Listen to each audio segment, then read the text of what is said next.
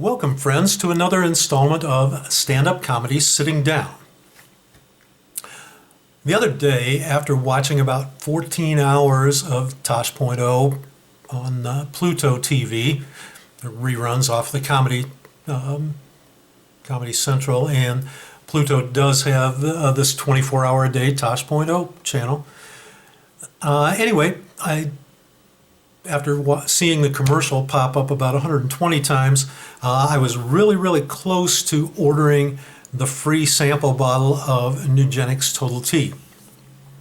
I think it was Arnold that said, "There is no such thing as too much testosterone."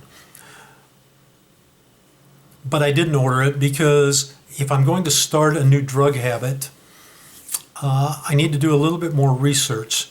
Number one, I don't take pills very well. It takes a lot for me to choke down an aspirin, and so I'm going to be a little more selective.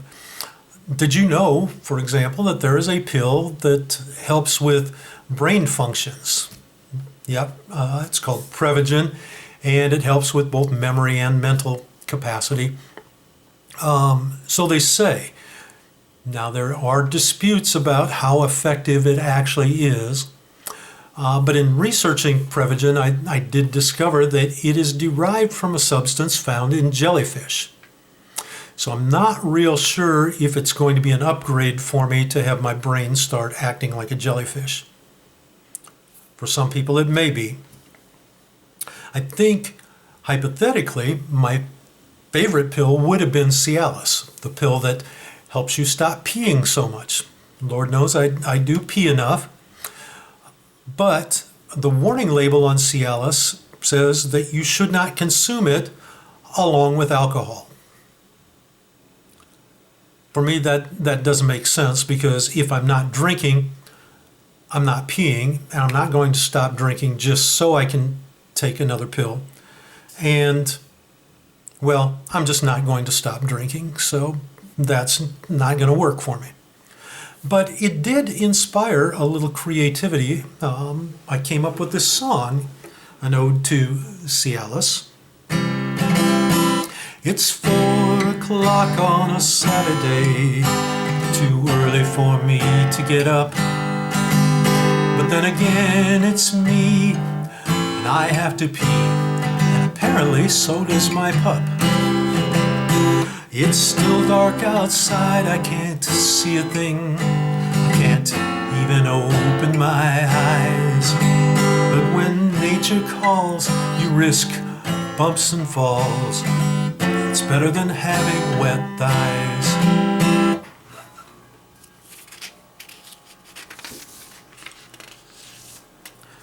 So anywho, the urge to put things in our mouth is very primal. In fact, oral is the first of Sigmund Freud's 5 stages of psychosexual development. They are, of course, oral, anal, phallic, latent, and genital. It's a little bit confusing for me because there seems to be some overlap between some of them. I'm not sure I know the scientific differences between them, but I thought, hey, let me deploy the scientific method. I'll come up with a test for myself to see whereabouts I land. So starting with the first 2, just so I know the difference between oral and anal. I thought what I'll do is come up with a list of things, and I'll be able to say, this is oral, this is anal, and then I can tell where I start out at on the spectrum. Item number 1, thermometer. Pretty easy. Put it in your mouth, take your temperature, except they do have the rectal thermometers. Obviously, I'm not sure how you tell the difference between one to put in your mouth and your hiney.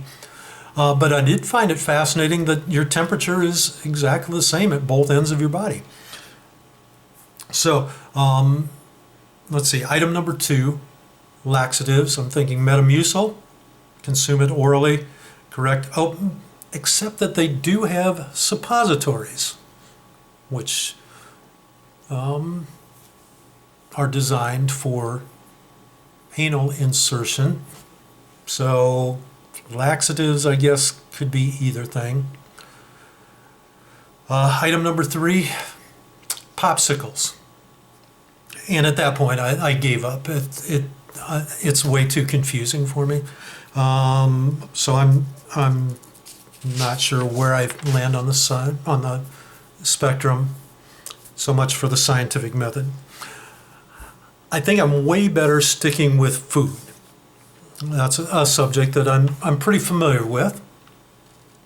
Although I must tell you that the other night I had pot pies for dinner, and I can tell you that they definitely don't use the good stuff in those. That it must be some watered down Colorado shit that they use to make them. And I'm not sure of the exact definition of comfort food. You know, I know that they list that on menus in restaurants. For me, comfort food is any food that has a nipple on it. People do eat some strange things, though. I recently learned that there's a food called sanakji, which is evidently live octopus. I don't know why they don't just say you're eating live octopus, but to me that doesn't sound very appetizing. But on the website delish.com, they warn, be careful if you ever eat live octopus. The suction cups can get stuck in your throat if you don't chew thoroughly. And that does not sound pleasant. So that coming from delish.com. Now for me, what does sound pleasant about eating live octopus? Is it the thought of the tentacles crawling down your esophagus on the way to your stomach, that tickly feeling you get? Or is it more the feeling or the idea of ink being squirted around on your insides to give you that nice indigo tint? Yeah. I would be remiss if we didn't discuss the 3 holidays devoted to the sin of gluttony: Thanksgiving, Christmas, Easter. How is it that in America on one day a single person can eat enough to feed a family of 4 in Somalia for a year? But we do. Now, I'm pretty sure that originally Thanksgiving was started to keep relatives from talking so much. If you recall, when Aunt Pocahontas comes over and starts rambling on about her thyroid problems, the easiest thing to do is take another slab of green bean casserole and a potato roll and stuff them in her mouth. For men, however, the whole purpose of holidays is to eat just a little bit more than you're comfortable with, so that we have an excuse to unfasten our pants when we sit down and watch football. Now, for me, I'm not married, don't have family. I hardly ever wear pants when watching football. I don't think football and pants were ever designed to go together. And fortunately, I've only been tossed out of a couple of bars.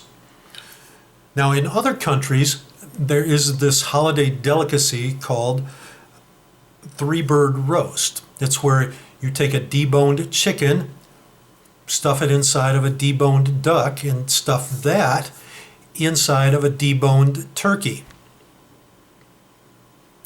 Thank God it's not easy to find an ostrich on Thanksgiving, right? So here we call this tasty treat turducken. Now, for me, anything that starts with turd does not fit in my mouth.